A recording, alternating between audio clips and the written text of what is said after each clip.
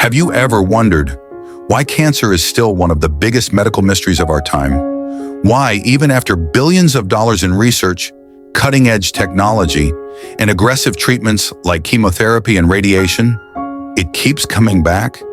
And why do some people, healthy, active, non-smokers with no family history, still get cancer out of nowhere? What if we've been looking at cancer the wrong way all along? What if cancer isn't just a malfunction? What if it's actually your body's cry for help? Not a disease in the traditional sense, but a survival mechanism. This idea may seem radical, even uncomfortable, but it changes everything. It shifts our mindset from fighting an enemy to listening to a warning, from fear to understanding. And today we're going to unpack this theory together, piece by piece, so you can not only understand cancer more clearly, but also take back a sense of control over your own health, especially as you age. Where cancer really comes from. We often think of cancer as an outside invader, something foreign, something that attacks us. But cancer doesn't come from outside. It starts inside us, from our own cells. That's what makes it so complex and so personal. You see, every cell in your body is a tiny miracle. It breathes, it eats, it communicates, it repairs. It even dies with dignity when it's time. This delicate system is governed by your DNA, your body's instruction manual. But what happens when those instructions become scrambled? Not all at once, but slowly, silently, over years or even decades. Due to environmental toxins, chronic inflammation, emotional trauma, poor nutrition, lack of movement, and yes, aging. When that damage becomes too much, the cell panics. It forgets how to function. It forgets when to stop growing. It refuses to die. That's when we call it cancer. But pause here. That cell isn't trying to harm you. It's trying to survive. In a body that's no longer safe, no longer balanced, no longer giving it what it needs.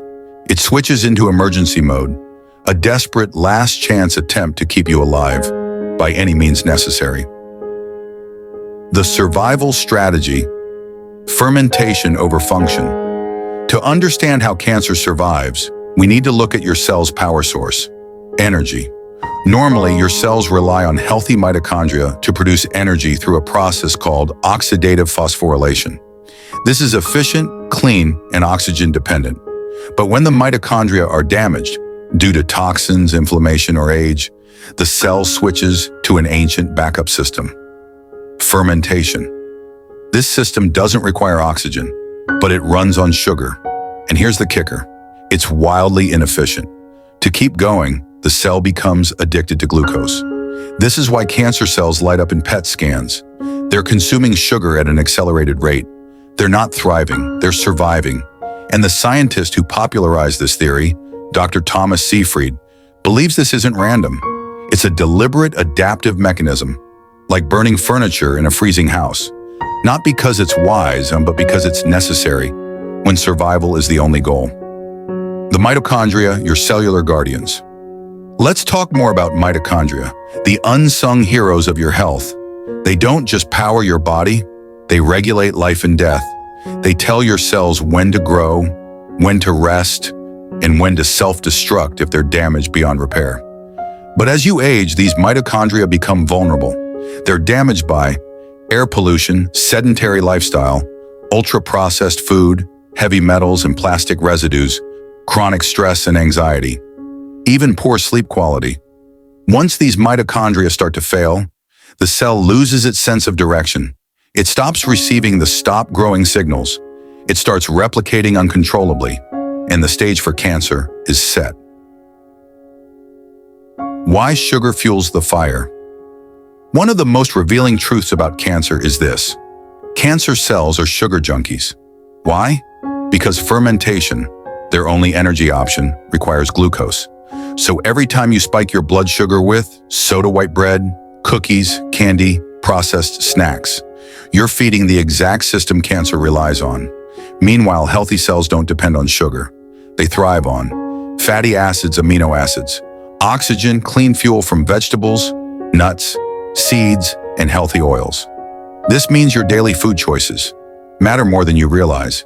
They can either support your body's healing systems or quietly sabotage them. Inflammation, the silent spark. Now let's talk about inflammation. When your body is injured, inflammation is helpful. It heals cuts due to bad food, emotional stress, lack of sleep. It turns deadly. It creates an acidic, unstable, low-oxygen environment, the perfect breeding ground for cancer. Chronic inflammation damages your DNA. It breaks down your mitochondria, and it blocks the very systems that are supposed to protect you. What you can do: practical, empowering solutions. Now here's the hopeful truth. You're not powerless. Your choices, even small ones, have a big impact. 1. Clean up your diet. Eat colorful, fiber-rich vegetables. Include cruciferous vegetables like cabbage, cauliflower, and Brussels sprouts. Add turmeric, garlic, and ginger for their anti-inflammatory power. Choose healthy fats like olive oil, avocados, and walnuts. Stay hydrated with clean, filtered water. 2. Move gently but regularly.